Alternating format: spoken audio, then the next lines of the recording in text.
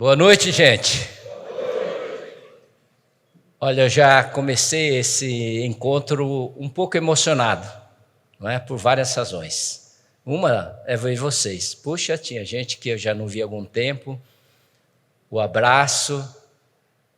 Não tem algo tão especial como esse, não é? De a gente fazer um evento desse e encontrar tantas pessoas queridas, né? E isso emociona a gente, não é? Então, estou muito feliz aqui com vocês, né? Mas eu quero começar essa nossa conversa de hoje. Eu vou contar uma história, porque essa história talvez não seja tão conhecida, não é?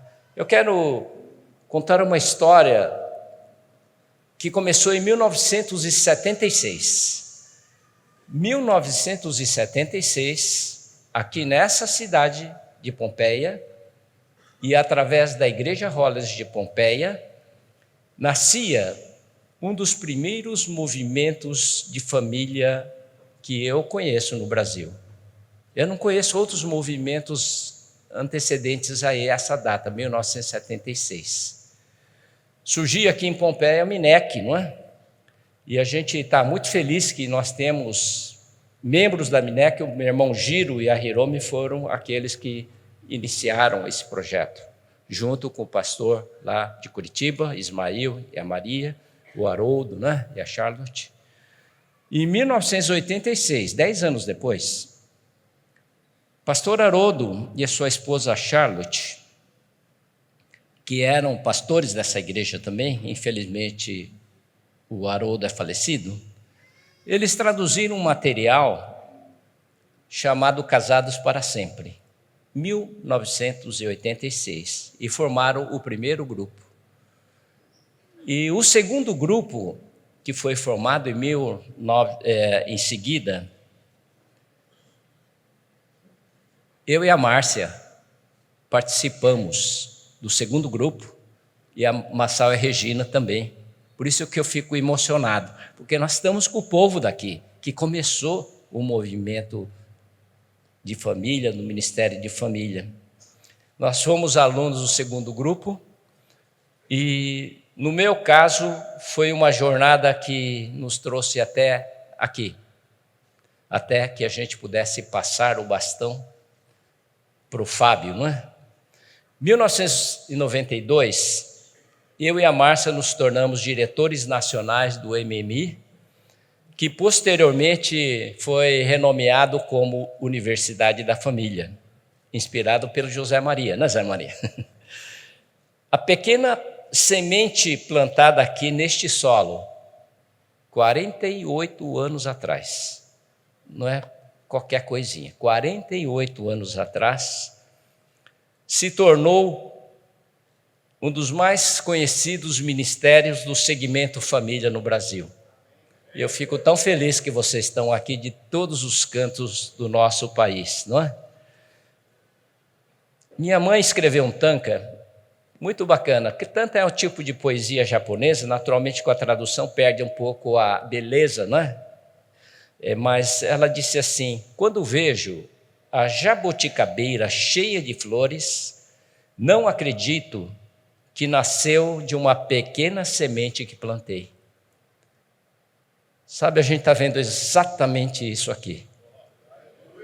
Uma pequena semente, que acho que quando o Giro e a Hiromi começaram, e aqueles líderes daquela época, jamais poderia imaginar de que isso seria a semente do Ministério de Família no Brasil, um dos mais importantes, mais conhecidos talvez, não é?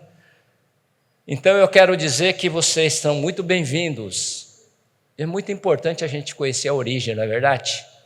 Vocês estão aqui nessa terra, nesse solo fértil, onde a semente foi plantada e floresceu, e nós continuamos cultivando isso ao longo de todo o país.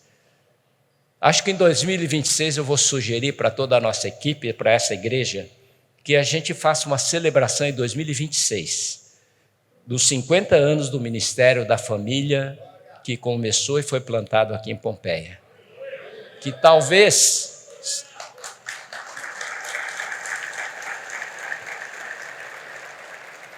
que talvez seja o mais antigo dos ministérios no nosso país. Se tiver o mais antigo, pode falar, não, nós não estamos concorrendo com nada, mas na realidade nós estamos há poucos anos de completar. Deixa eu falar para vocês, homens que estão aqui, o versículo de Marcos 3, 27, que acho que vocês já leram e releram e têm decor. Ninguém pode entrar na casa do valente para roubar-lhe os bens, sem primeiro amarrá-lo, e só então saqueará a casa. Sabe, eu tenho, ao longo da jornada de vida, a gente vai observando muitas coisas. Quando você encontra, por exemplo, uma empresa bagunçada, desorganizada, você pode ter a certeza de que lá falta liderança. Se você encontra um país todo desordenado, bagunçado, pode ter certeza que o país falta uma liderança. E quando você vê uma casa bagunçada, pode ter certeza que falta uma liderança nela. E uma das razões que eu fico emocionado, é maravilhoso a gente ver aqui homens participando dessa cerimônia, não é? De entrega de medalhas, de entrega de espadas. Isso é algo fabuloso que está acontecendo aqui. Porque vocês são esses homens valentes que estão lutando pelas suas famílias. Sabe, eu não acredito que alguém que seja tão persistente de fazer 10 cursos, 11 cursos, seja alguém que está brincando. Não somos perfeitos, mas nós estamos fazendo o melhor que a gente pode fazer. E eu estou tão feliz, não é, que vocês estão aqui. E a espada simboliza a determinação de vocês, de cada um de vocês, de lutar e colocar ordem em suas famílias. Vocês têm se dedicado, e isso faz uma grande diferença, não só para você, para a geração seguinte e para as outras gerações também. Nós estamos falando de legado, não é?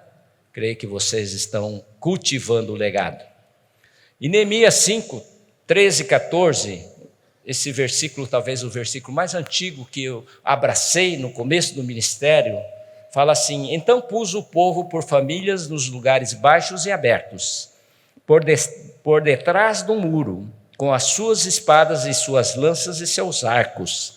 Inspecionei, dispus-me e disse aos nobres, aos magistrados e ao resto do povo: não o temais, lembrai-vos do Senhor, grande e temível, e pelejai pelos vossos irmãos, vossos filhos, vossas filhas, vossa mulher e vossa casa. Quando eu olho esse momento que nós estamos vivenciando agora, nós estamos falando que nós nos organizamos como famílias, assim como Neemias organizou por famílias. E naquele momento era necessário também não só reconstruir os muros, mas era também necessário defender. E as espadas simbolizam essa disposição de se defender. E aí fala, olha, lute pela sua família, pelos seus irmãos, pela sua mulher, pelos vossos filhos, a vossa casa. Lute e não pare de lutar até o fim. Isso é tão fundamental, não é, para a nossa existência. Sabe, quando eu me tornei líder do ministério, uma das coisas que a gente era demandado a fazer era pregar. E isso para mim era sempre uma coisa muito difícil, né? Posso dizer assim, no jargão, era um parto, né? Pregar uma mensagem. E até que um dia alguém disse para mim, falou: Jorge, não precisa pregar, compartilha a sua vida, a sua experiência. E desde então, eu capturei isso, não é? Eu não sei quem disse isso, acho que foi o Honda que me disse isso, alguém me disse isso. Compartilha não é? Não precisa você pregar. Compartilhe a sua vida, não é? E assim tem sido o que eu tenho feito, não é? Tanto no ambiente de igreja, de empresa, não é? Compartilhando experiências. E nessa noite eu quero compartilhar 3 experiências.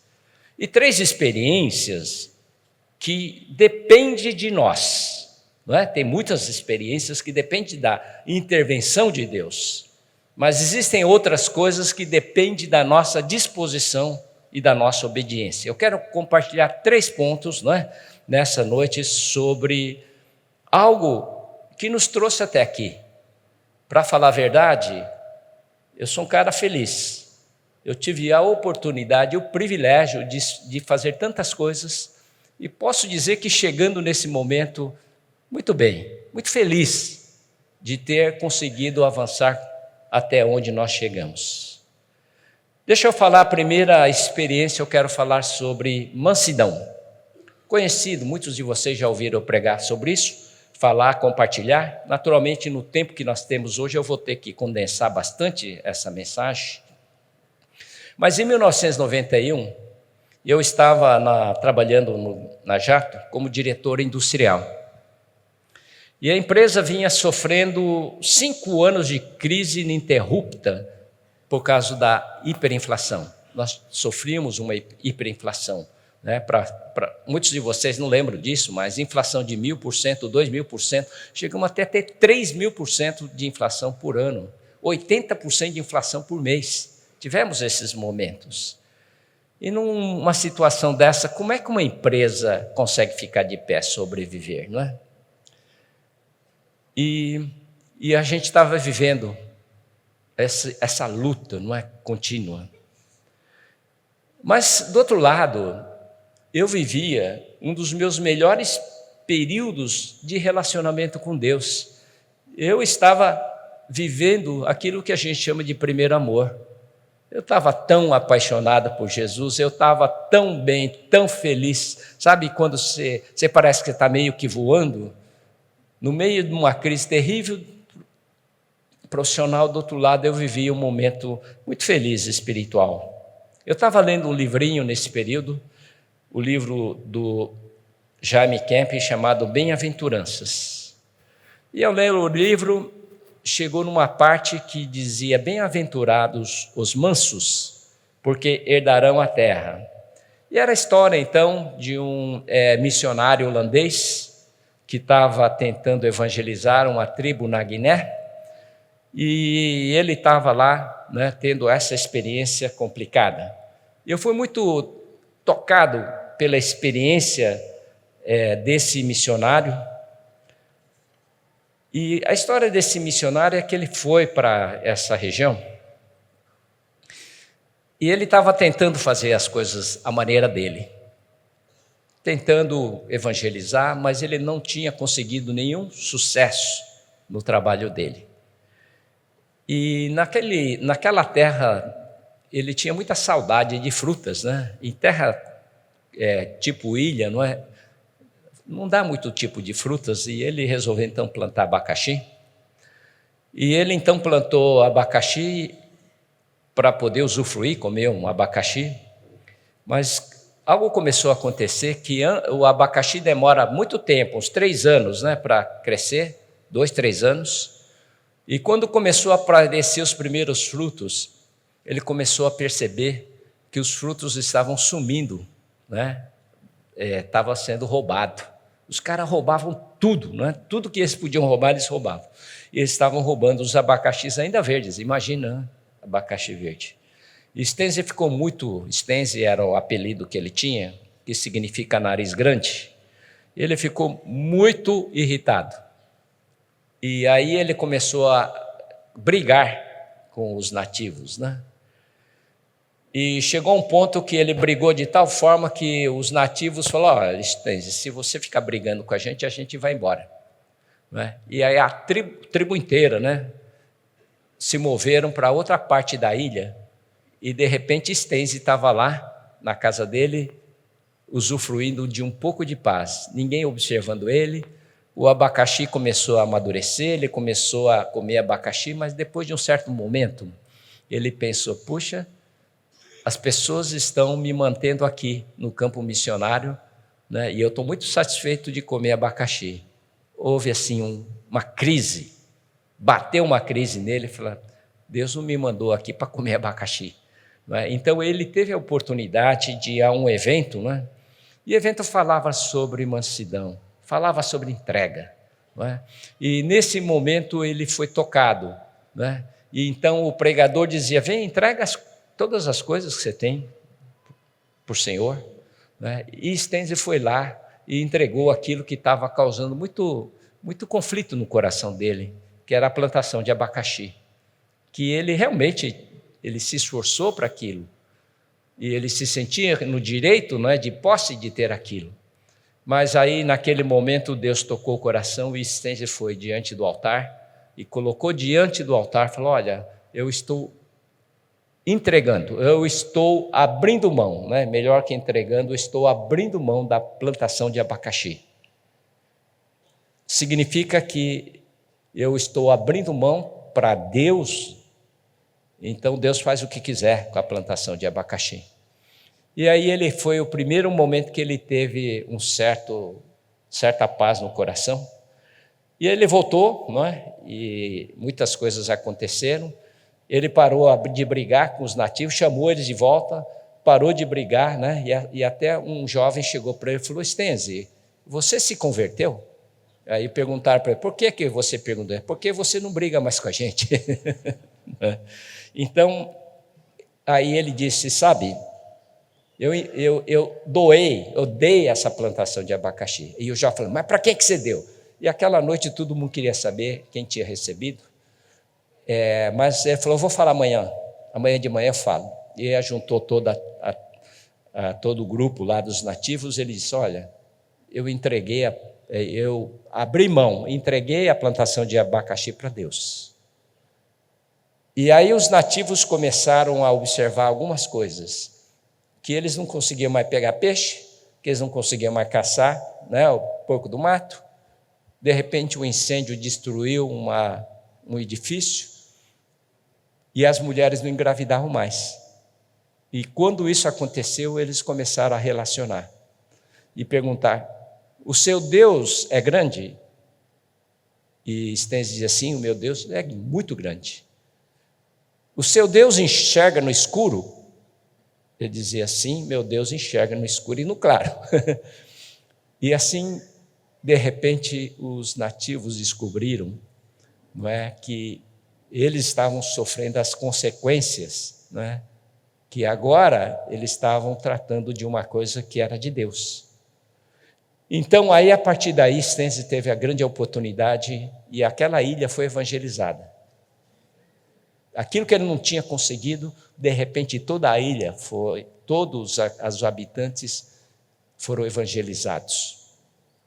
Eu li essa história e achei fantástica essa história, né?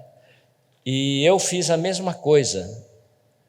Eu, inspirado, né, naquilo que eu li no livro, eu um dia cheguei diante de Deus, abrindo a mão diante de Deus e disse, Deus, eu abro mão das coisas que eu tenho. E a pergunta que eu poderia dizer, o que é que eu tinha de mais precioso naquele momento? Eu era diretor industrial da Jato, não é? Tinha 800 funcionários debaixo de mim, e eu achava, não é, que eu sendo o líder de um grupo grande, eu podia influenciar, e isso poderia ser a grande influência minha, espiritual, não é? Mas eu coloquei diante de Deus, falei, eu abro mão, Senhor, da posição de diretor, e junto com a posição de diretor, do meu salário, dos meus benefícios, né, de todas as coisas, do meu status, eu abri a minha mão. Genuinamente, de todo o coração, fiz essa oração. Foi uma oração muito sincera. 2 meses depois, houve um tumulto, uma confusão na nossa família, e eu fui destituído do cargo, assim como o meu irmão Giro, que está aqui, não é? Nós fomos destituídos do cargo ele era presidente, era diretor industrial. 2 meses depois. Sabe, foi um dos momentos mais dolorosos para mim, e para o Giro também. Sabe, quando a gente é destituído pelo pai, com o apoio dos irmãos, e foi uma dor, e sem um preparo, sem uma justificativa, aquilo entrou fundo no coração da gente e machucou a gente. Depois que aconteceu esse fato, né, da gente ter sido demitido, destituído, eu e a Márcia decidimos ir para os Estados Unidos para descansar, né? E nós fomos lá para um evento do Nova Shalom, que é o que depois ficou MMI, para participar do encontro.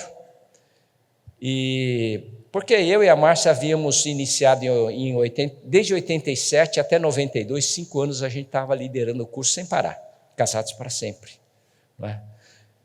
E então nós fomos lá para saber quem que era esse cara, Mike Merlin, esse pessoal todo, que a gente não tinha a mínima ideia. Em 92 nós fomos para lá. E quando fomos para lá, fomos recebidos com um carinho extraordinário. Assim, eles receberam com um carinho tão grande, que acho que Deus tinha preparado para a gente receber um pouco de carinho, porque a gente estava muito machucado. E quando nós estávamos lá recebendo, fui conversar no final do evento com o Mike Merlin Phillips, e fomos conversando e tal. E ao final, eles perguntaram para nós: vocês não podem assumir a liderança do MMI lá no Brasil? A liderança nacional? Alguns detalhes. É a primeira vez que eu tinha encontrado com ele, né? E eu não tinha experiência nenhuma de liderar ministério como esse. Tá bom. Aceitamos, né? Eu gosto de desafio. E voltamos para o Brasil e iniciamos, então, o ministério. Quem nos ajudou muito foi Marçal, a Regina, e o Haroldo e a Charlotte. Nos ajudou a dar os primeiros passos, né? A Universidade da Família só existe por causa dessa decisão que eu tomei. Dependeu de mim, abrir mão. E Deus, então, tirou as coisas que não fazia parte do plano de Deus. Ser diretor industrial não era projeto de Deus para mim, né? E me colocou no ministério, e é o ministério que nós temos hoje. Vou ler só um texto de Isaías. Porque os meus pensamentos não são os vossos pensamentos, nem os vossos caminhos, os meus caminhos, diz o Senhor. Porque assim como os céus são mais altos do que a terra, assim são os meus caminhos mais altos do que os vossos caminhos, e os meus pensamentos mais altos do que os vossos pensamentos. Sabe, gente, Deus sabe mais do que a gente. A nossa sabedoria humana não vale para nada. Então, quando a gente se disponibiliza e fala: Senhor, eu abro mão, o Senhor faz o que o Senhor quiser. Se o Senhor quiser tirar, o Senhor tira. Se o Senhor quiser acrescentar, o Senhor acrescenta. Se o Senhor quiser que a gente espera, não tem problema, mas Deus sabe. Então, eu queria dizer que mansidão é uma das chaves. A gente vive hoje num mundo onde a gente é muito assim: você consegue, você faz, você pode, não é? Nós vemos essa cultura do eucêntrico, mas eu quero dizer que para mim deu certo quando eu desisti de ser o condutor, não é? E submeti a minha vida ao Senhor Jesus, só de Jesus. Está aqui, não é? E Deus construiu algo que eu nunca poderia, por força humana e natural, ter construído e ajudado a desenvolver uma universidade da família. Nunca. Mas Deus, quando colocou, Deus construiu, não é? Então eu queria saber que vocês saibam disso, tá?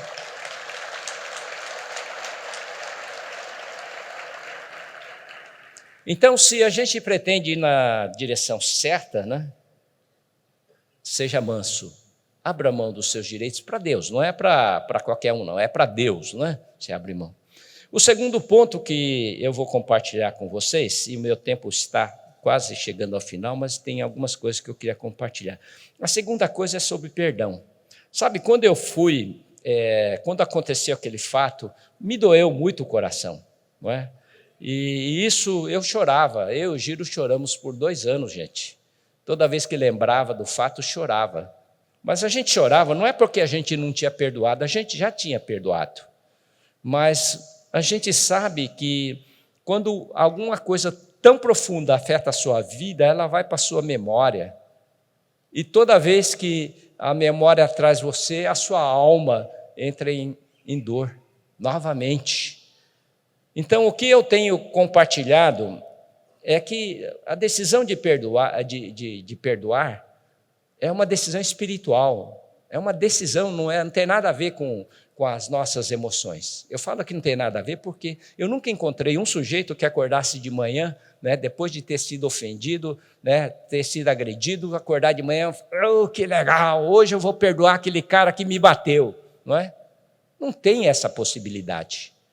Essa possibilidade só tem quando você é fiel à palavra de Deus, à obediência. Deus fala para a gente perdoar. Ele fala que se a gente não perdoar, Ele também não perdoa, e a gente perde essa relação com Deus, né? Então, perdão, é uma ação espiritual, basta uma vez. Acontece que a memória, né, aquilo que está gravado na nossa memória não desaparece, principalmente quando aquilo te machucou muito. Porque aquilo é levado ao nosso cérebro num lugar de permanente, para lembrança permanente, e vai ficar lá o resto da sua vida. Né? Por mais que você queira tirar, você não consegue tirar. Então, há uma coisa que a gente precisa aprender, sabe? Quando você perdoa, parece que você, naquele momento, você tira todo o peso que tem sobre as suas costas. Você se sente leve, né? Tantas vezes que ajudei pessoas a perdoar, e todo mundo dizia, puxa, estou tão leve, parece que saiu um peso enorme das minhas costas, e é verdade. Só que passado alguns dias, você vem e de repente a memória te traz aquela coisa outra vez, e você começa a sentir a mesma dor, e a mesma amargura, não é, que você sentia. E quando isso acontece, aqui uma recomendação, né, uma recomendação para vocês. Toda vez que essa memória traz e você fica com raiva outra vez, não é? Você sente todo o amargor, não é? Daquele fato, o que você tem que fazer é ter uma conversinha com a sua alma. Você tem que chegar para a sua alma e dizer, alma, aquela pessoa já não deve mais nada para mim, ele já está perdoado. Portanto, você fica bem quietinha aí, calminha aí, porque esse assunto está encerrado. E aí, então, você consegue trazer a sua alma, né, num ponto de equilíbrio, de calma, não é? E aí você fica legal outra vez. Depois passa mais alguns dias, parece que aquela memória vem, bumba, outra vez. E você fica amargurado. Muitas pessoas acham, né, que não tem que perdoar outra vez. Não, já está perdoado. Uma vez perdoado diante de Deus, está perdoado para sempre. Então você tem que falar, oh, alma, outra vez, fique quieta, calma, isso está liquidado, ninguém mais deve nada. Não é? A pessoa já não deve nada. E assim você vai trabalhando, né? E a alma vai se aquietando devagarzinho no tempo, né? Vai se arrefecendo. Né? Quando eu contava as histórias dessa experiência que eu tive, que machucou muito, quando eu contava no começo eu chorava, ainda chorava por algum tempo. Hoje já não choro mais. Né? Mas por quê? Porque aquilo já foi arrefecendo, foi, né, tranquilizando. Então, gente, perdão, se há um desejo de a gente ser vitorioso na vida, perdão é essencial. Não é? Precisa perdoar. E a pergunta que a gente sempre faz, o que efetivamente a falta de perdão agrega na vida de qualquer pessoa? Se você me disser que ele faz bem para alguém, né, eu te dou um prêmio, né? Não agrega nada na vida de ninguém. Então a gente tem que saber livrar, né, da vida. E eu aprendi que perdão é o favor que você faz para você mesmo. Preste atenção. Perdão é o favor que você faz para você mesmo. Não vale a pena carregar a falta de perdão, né? E assim, então, pensa sobre isso. Hebreus 12 diz assim, 12:1. Portanto, também nós, visto que temos a rodear-nos tão grandes nuvens de testemunhas, desembaraçando-nos de todo o peso e do pecado que tenazmente nos assedia, corramos com perseverança a carreira que nos está proposta. Se você quer ir mais longe, perdoe. Porque senão ela vai te embaraçar, atrapalhar, para que você chegue, não é, ao alvo, ao lugar onde a gente deve chegar. Então, essa é a segunda recomendação, né, que eu digo. E sabe, é uma coisa que todo mundo tem que passar por isso. Não tem ninguém que não tenha que lidar com a questão do perdão. E, por fim, eu quero falar a respeito da terceira experiência, fundamental para que a gente tenha uma jornada de sucesso. E ela se chama amor. Amor. Sabe, quando nós fomos demitidos da empresa, as nossas relações familiares ficaram horrorosas, né? Um não conversava com o outro. Eu e o Giro, por incrível que pareça, eram os que estavam os melhores. Os outros, né, também entraram em crise, não é? E o caos, havia um caos na nossa família, a gente não tinha diálogo mais, né? Meu pai, observando tudo isso, ele começou a ficar muito preocupado. E quando ele percebeu que a coisa podia implodir de verdade, ele convidou um amigo que ele tinha conhecido, o professor Kojima, que morava no Japão. E Kojima veio a Pompeia visitar um amigo e conheceu meu pai, né? Meu pai gostou muito do Kojima. E aí, quando estourou as coisas aqui, meu pai ligou para o Kojima e falou: será que você não pode me ajudar? Os meus filhos estão em pé de guerra. E o professor Kojima veio. E ele se preparou para vir. E uma das coisas mais interessantes que aconteceu com a vinda do professor Kojima, pelo que eu sei, ele não era cristão. Mas quando ele veio do Japão para cá, a primeira reunião que ele teve conosco, ele falou: olha, eu fiquei procurando alguma coisa para falar para vocês e consegui encontrar, não é? Depois de muito procurar, consegui encontrar um texto. E eu quero ler esse texto para você. E o texto que ele leu foi o seguinte: o amor é paciente, é benigno, o amor não arde em ciúmes, não se ufana, não se ensoberbece, não se conduz inconvenientemente, não procura os seus interesses, não se exaspera, não se ressente do mal, não se alegra com a injustiça, mas regozija-se com a verdade. Tudo sofre, tudo crê, tudo espera, tudo suporta. O amor jamais acaba. Mas havendo profecias, desaparecerão, havendo línguas, cessarão, havendo ciência, passará. Fico pensando, como é que um cara que não é cristão, né, vem do Japão para nos ajudar e puxa o texto, a palavra que a gente precisava ouvir.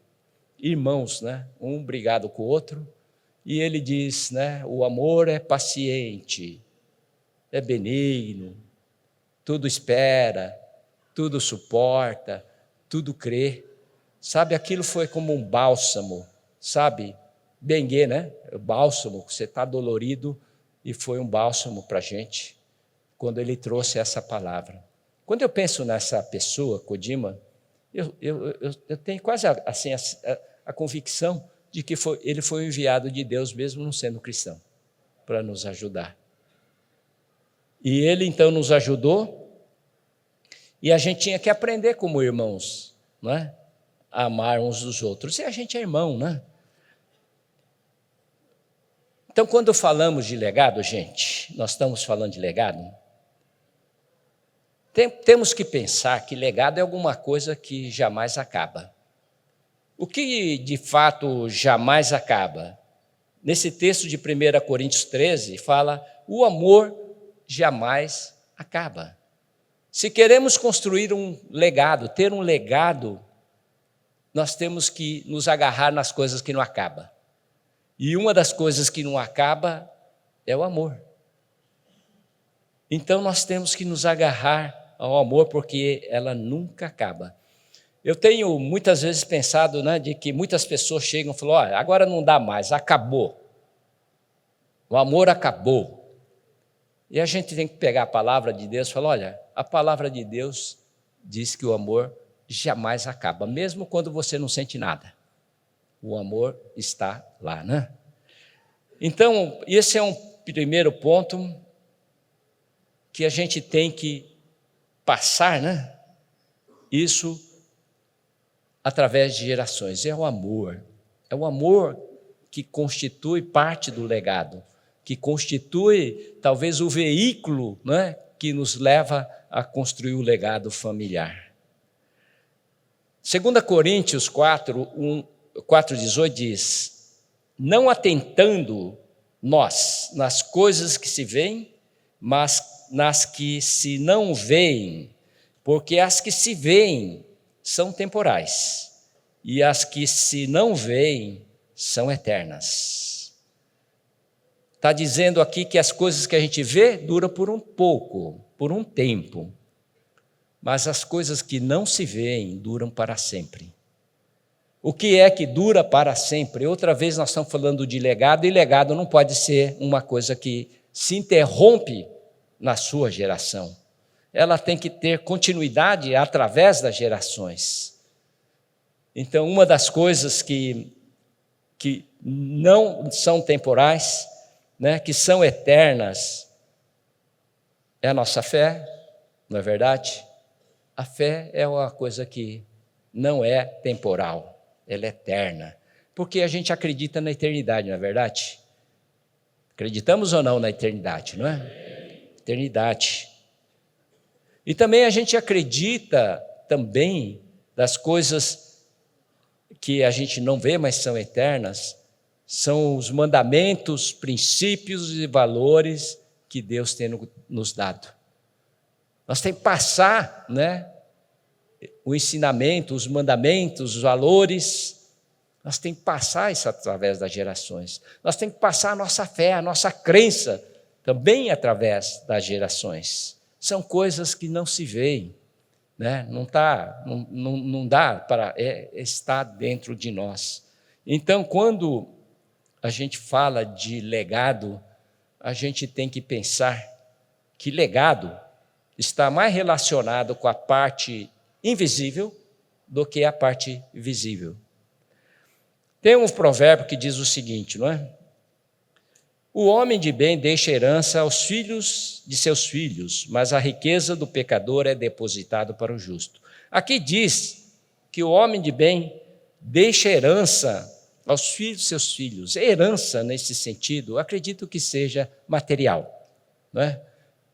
O homem bom, isso é bom, é muito bom que o pai deixe herança material para o filho, que o filho possa também passar para os netos. Não tem nada de errado com isso, é muito bom. Que bom que quando a gente possa... O meu pai deixou herança para nós, filhos, e deixou herança para os netos.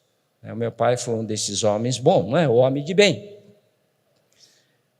Mas o legado está relacionado com o eterno. Termino lendo 1 João 4:8, que diz o seguinte: aquele que não ama não conhece a Deus, pois Deus é amor. Muito importante, não é? Que se a gente pensa que vamos para o futuro, amor é essencial. Os princípios, mandamentos são essenciais. A nossa fé é essencial. Se a gente puder deixar algum bem material, ótimo. Mas se não pode deixar, é mais do que suficiente a gente passar as coisas invisíveis da vida, não é? Se você quer deixar um legado para as gerações futuras, ame.